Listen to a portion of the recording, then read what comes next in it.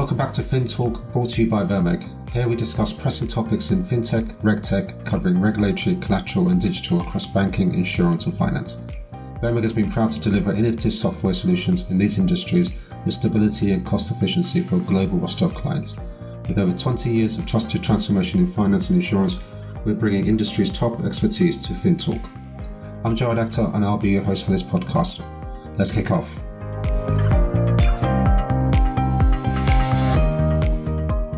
Today, I'm lucky to have my colleague with me, Ferdinand Peelen. I'll let Ferdy introduce himself and give him a few bits about what he does at VERMEG.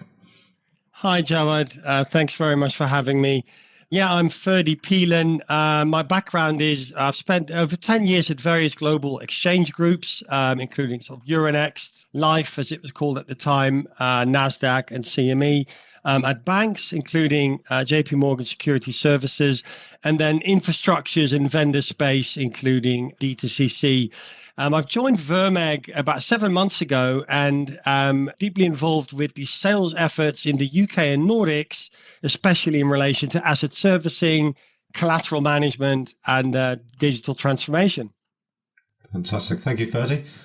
So today we're talking about the new changes in the European markets, and it's around the Eurosystem Collateral Management System, otherwise known as ECMS. I know as VERMEG we're doing a lot around this topic. So Ferdy, I know you're leading this initiative from the UK.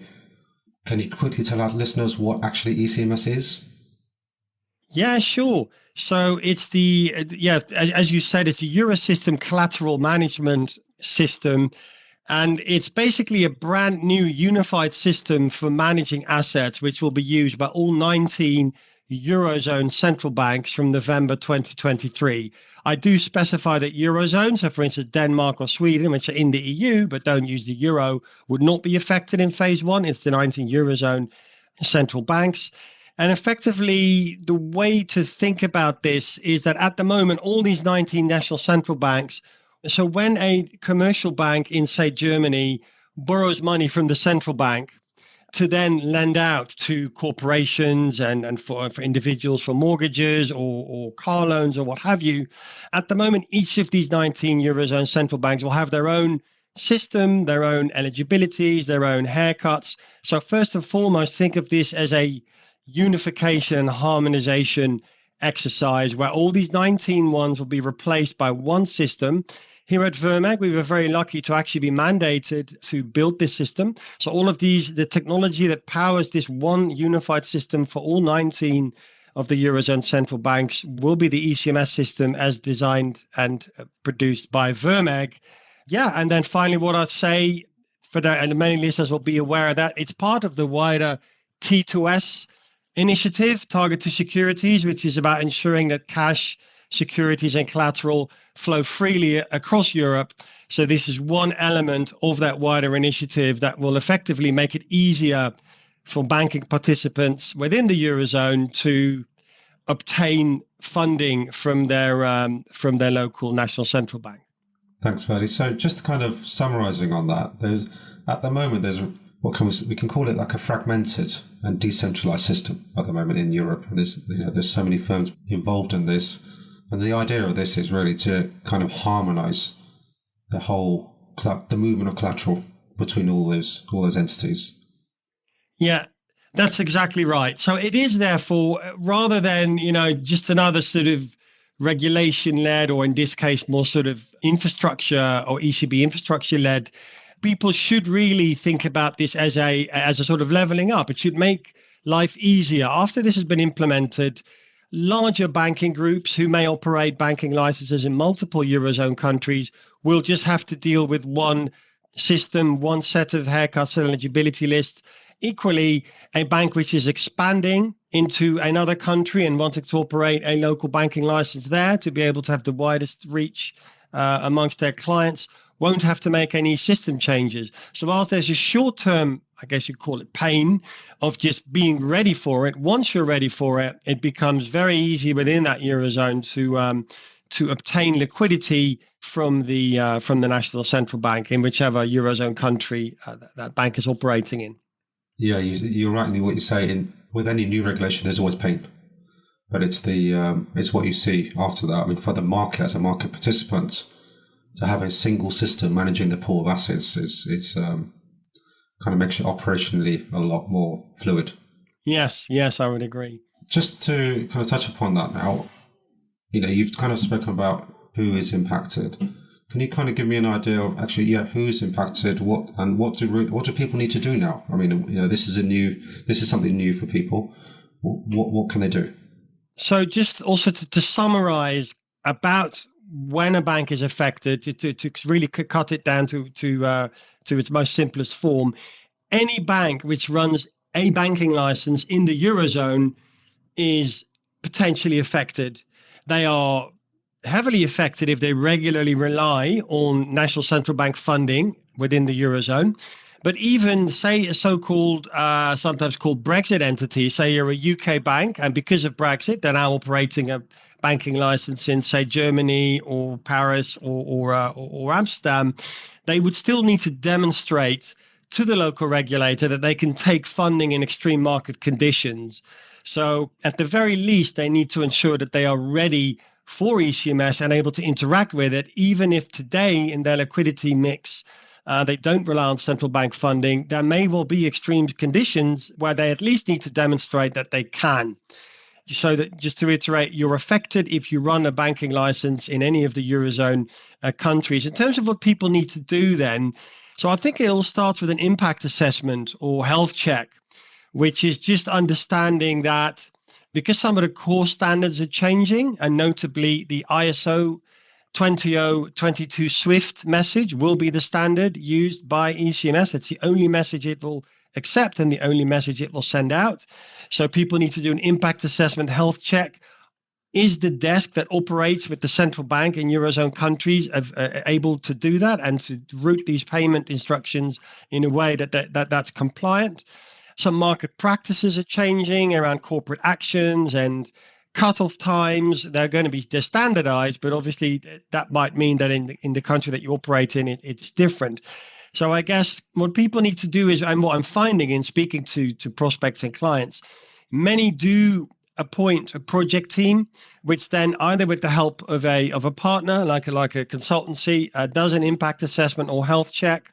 Here at VERMEG, we can also help people, either point them to one of our preferred partners or indeed use some professional services capacity.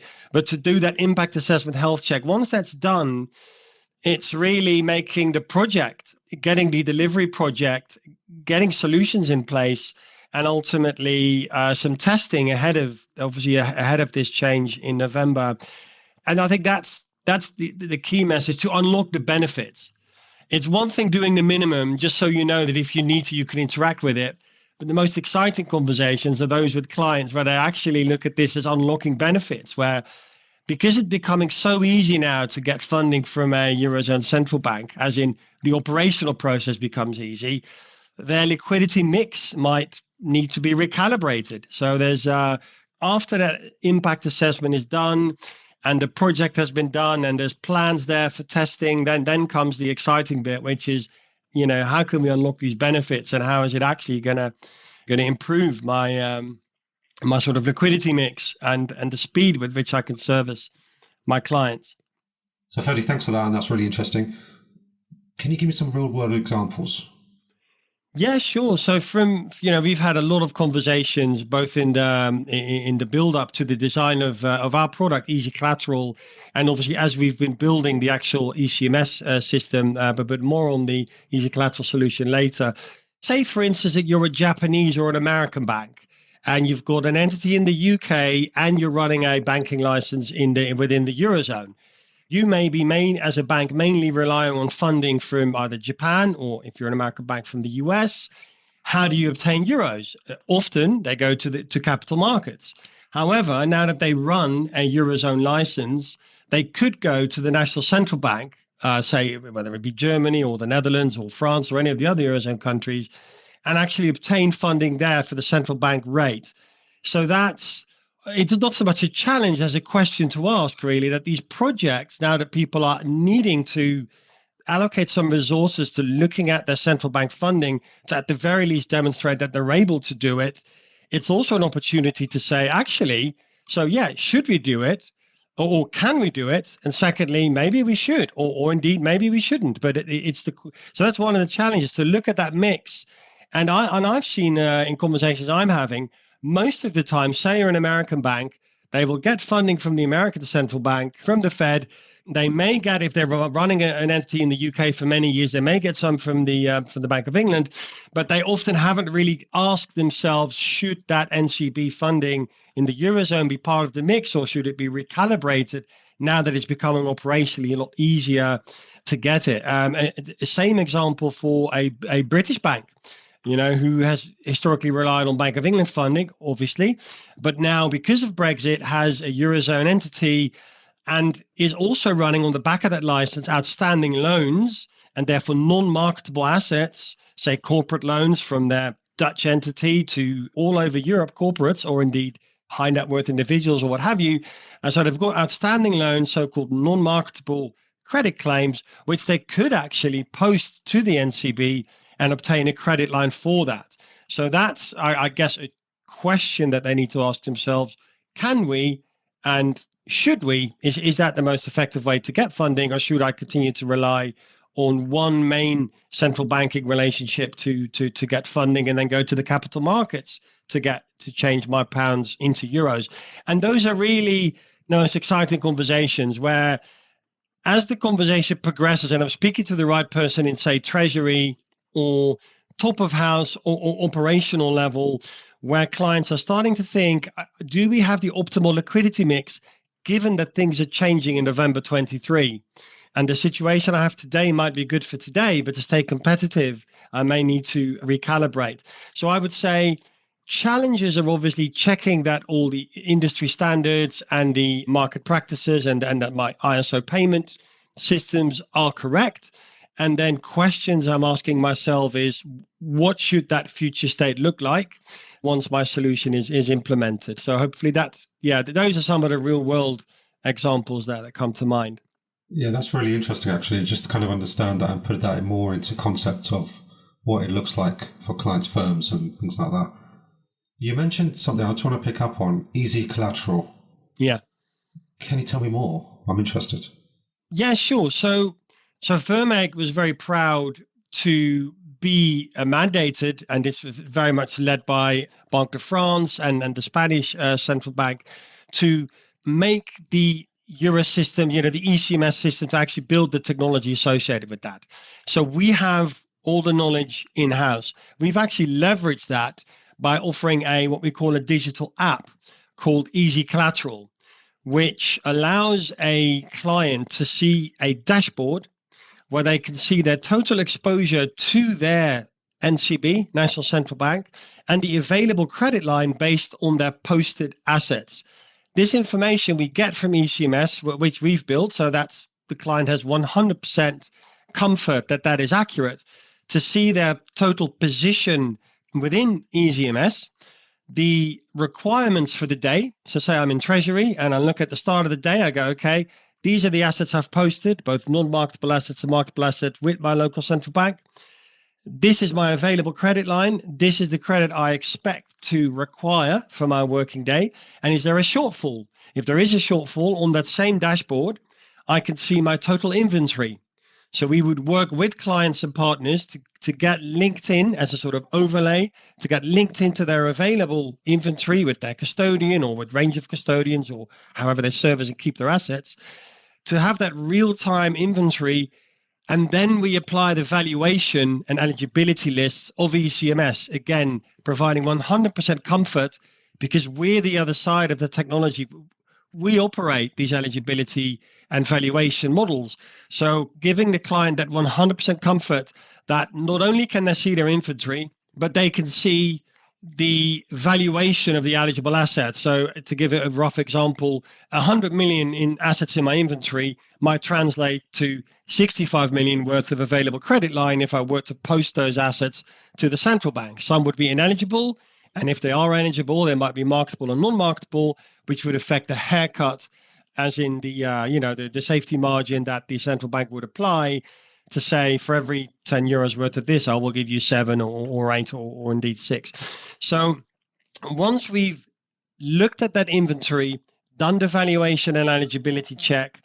Then we get to the asset selection part, and that's automated. So the client here has the option, either rely on our automated cheapest to fund hierarchy, where we start with the non-marketable assets, the so-called cheapest to fund really. These are assets that you can't post anywhere else. These are literally a portfolio of car loans or mortgages and what have you, which unless securitized are not marketable. So we would start with those, then we go to the marketable assets. We would work with ratings from the ratings agencies, again, to get that cheapest to fund a hierarchy.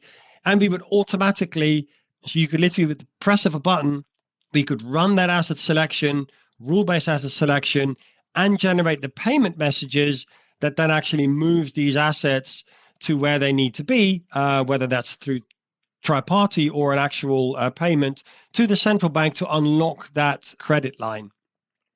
Now, that can be done manually.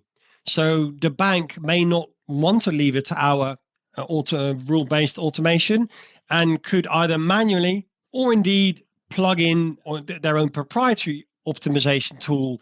And again, we would recommend people work with their technology partners there. We're very happy to work with consultants or in-house specialists on that. What we provide is the software, right? So you know that all the parameters are correct, the haircuts and eligibility. We know that the technology is there for connectivity. So really, to summarize, Easy Collateral offers connectivity, turnkey connectivity, pre-validation and valuation. Before you do every post of collateral, you already know the credit line you're going to unlock.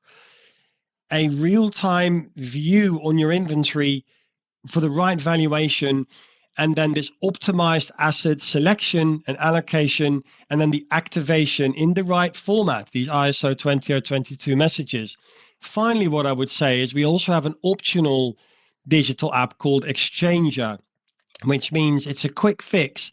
If today your ISO payment infrastructure isn't in the right standard, we have an exchanger that will translate non-ISO 20022 messages into ISO 20022 messages. So both for outgoing payments and incoming messages, we can, as a quick fix, enable clients to be compliant with that correct payment standard. So that's one option in terms of implementing Easy Collateral. Using the exchanger, that's the quickest and easiest, and we've got that available.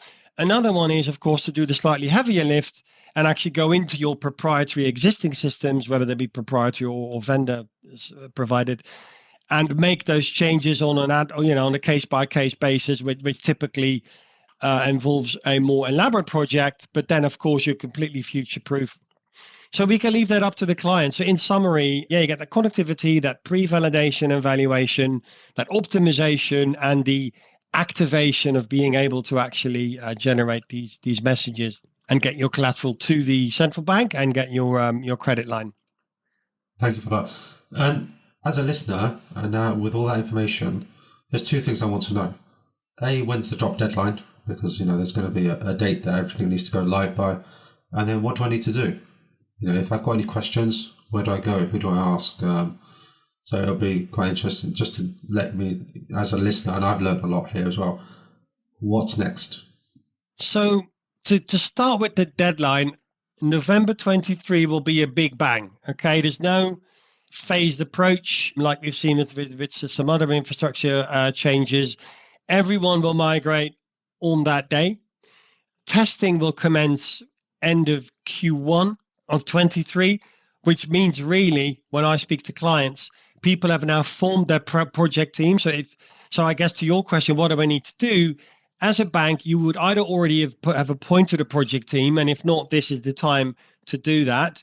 And that project team would then work with either internal resourcing or partners to do this health check, impact assessment first and foremost, devise a solution. And are they going to use, for instance, a provider like us for Easy Collateral, or you might choose to build something yourself, and then to obviously deliver that and be ready to test. And that will be probably about February time, 2023, when we expect that testing to open. But in terms of the nearest deadline, I would say by Q3 of this year, you would need to have made good headway to the point where it would be wise to be able to already demonstrate to the National Central Bank that you are well on track to be able to partake in testing in Q1. And of course, that hard deadline of November 2023. So to put that in real world sort of next steps, people can reach out to us at VERMEG. Any of us, I'm always happy to speak to people. We have various, for existing clients, they will have their account manager, relationship managers there, or indeed speak to your preferred partner, technology partner, whether that's a consultancy or whether you use internal SMEs. But that really is the very next step, is to see where you are with that impact assessment health check and have at least determined what needs to be done, and that you're starting to schedule the resourcing to do that. So I would say all the conversations I'm having nowadays are in that phase of either they're doing the impact assessment, or they've just done it and it's planning for the delivery, and it's budgeting, it's things like that. And I guess where we can help with Easy Collateral is prevent people from having to reinvent the wheel, because we've made ECMS. It's very turnkey, right? You don't then have to worry about getting the right haircuts, eligibility lists.